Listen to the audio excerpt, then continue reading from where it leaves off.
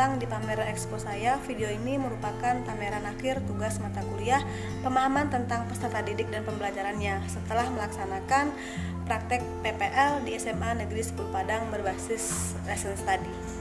Baiklah, sebelumnya perkenalkan, nama saya Dona, mahasiswa Pendidikan Profesi Guru Universitas Negeri Padang 2022, jurusan Pendidikan Ekonomi.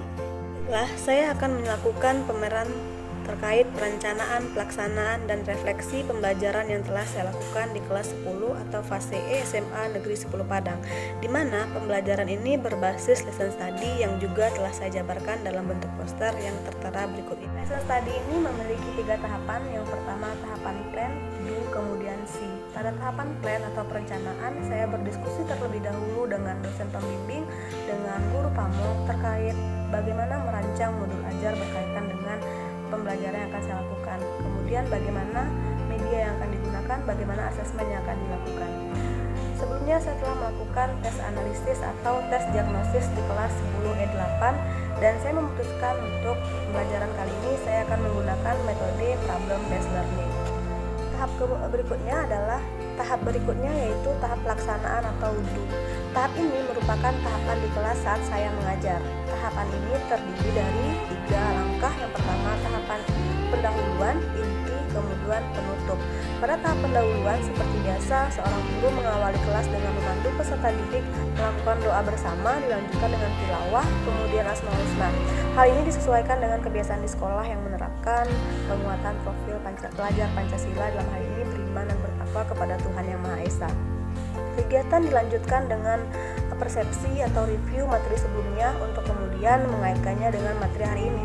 Artinya, peserta didik dapat memahami apa yang telah mereka pelajari sebelumnya dan apa yang akan dipelajari hari ini. Kemudian bagaimana keterkaitan kedua materi tersebut. Lalu guru menyampaikan tujuan pembelajaran, di mana tujuan pembelajaran pada hari ini yaitu peserta didik diharapkan mampu memahami apa itu permintaan di pasar, kemudian faktor apa saja yang mempengaruhi permintaan tersebut, bagaimana hukumnya, kemudian bagaimana bentuk kurva, dan bagaimana fungsi matematis dari fungsi tersebut. Kemudian guru menyampaikan bagaimana asesmen pembelajaran kali ini akan dilakukan. Asesmennya terdiri dari 3 bentuk. Yang pertama, asesmen selama proses pembelajaran berlangsung, yaitu berkaitan dengan keaktifan peserta didik. Dalam hal ini, guru memberikan poin kepada peserta didik, di mana poin ini bernilai poin kelompok dan poin individu. Semakin banyak, nanti poin kelompok akan menambah poin individu peserta didik. Jadi, asesmen yang pertama ini berkaitan dengan keaktifan peserta didik selama proses pembelajaran, baik dalam hal guru ketika guru bertanya, menanggapi, atau memberikan pendapat saat guru bertanya.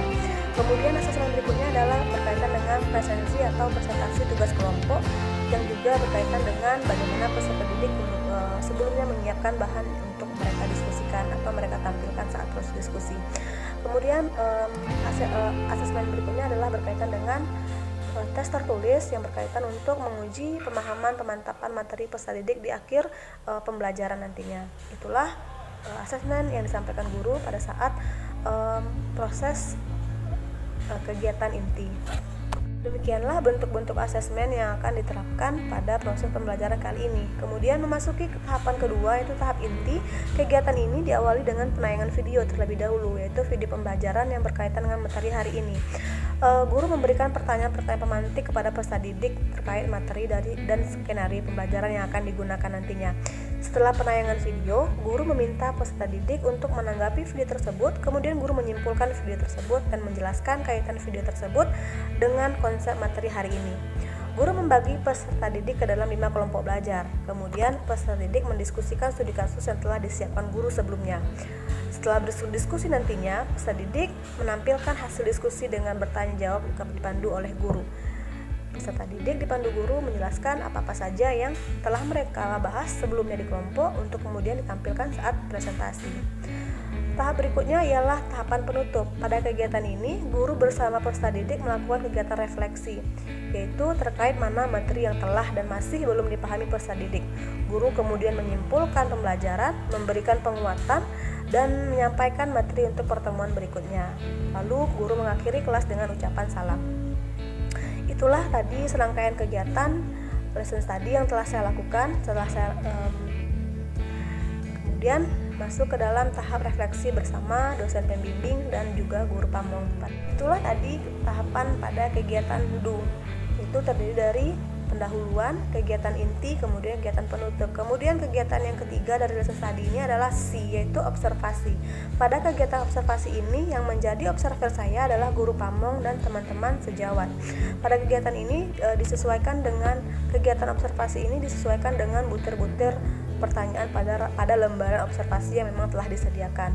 Pertanyaannya seputar berkaitan dengan bagaimana respon peserta didik selama proses saya mengajar. Di antara butir pertanyaannya seperti peserta didik manakah yang tidak mengikuti pelajaran pada hari ini, yaitu peserta didik tidak hadir pada hari itu, berkaitan dengan memang izin atau pada saat tersebut ada peserta didik yang sedang menjadi panitia kegiatan sekolah. Kemudian bagaimana usaha guru untuk memotivasi peserta didik selama proses pembelajaran, kemudian bagaimana guru untuk kemudian membuat peserta didik memiliki pemahaman yang baik terhadap materi yang ia sampaikan. Itulah poin-poin dari lembaran observasi yang dilakukan oleh teman sejawat dan guru pamong. Demikianlah langkah-langkah atau tahapan lesson study yang telah saya laksanakan. Tahapan berikutnya berisi refleksi bersama guru pamong dan guru dosen pembimbing. Kegiatan refleksi bersama guru pamong dan dosen pembimbing ini yaitu untuk membahas dan mengkaji apa yang telah dilakukan untuk mengetahui kelemahan dan akan diperbaiki untuk tahap berikutnya. Membahas kekurangan dan kelebihan saat mengajar berbasis lesson study ini sebagai bentuk atau bahan untuk meningkatkan di pembelajaran selanjutnya. Demikianlah pameran expo dari saya. Terima kasih. Assalamualaikum warahmatullahi wabarakatuh. Terima kasih telah menyaksikan.